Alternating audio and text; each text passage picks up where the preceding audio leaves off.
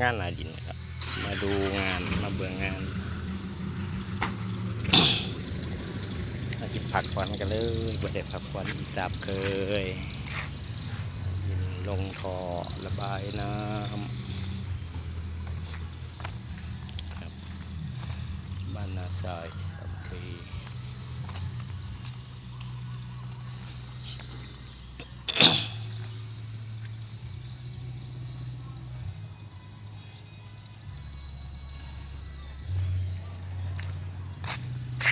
งานทำดีกว่าไม่มีทำเพราะได้สิตักสิกินไป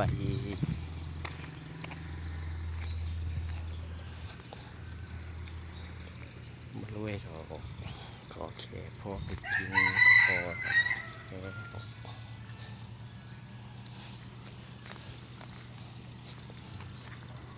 หาเงินอย่าไปหวังรวยให้กลุ่มอยากกลุ่มกินมีอยากมีกินบ่อึดกินบ่อึดใส่กันโอเคแหละเนาะน้องการทำงานหาเงินอย่าไปอ่านว่าสิรวยจังสันจังสีโอ้กันคิดว่าหวังว่าสิรวยหันมันจังใดล่ะมันอยู่ยากลำบากใจหาแนวบีบบังคับเจ้าของ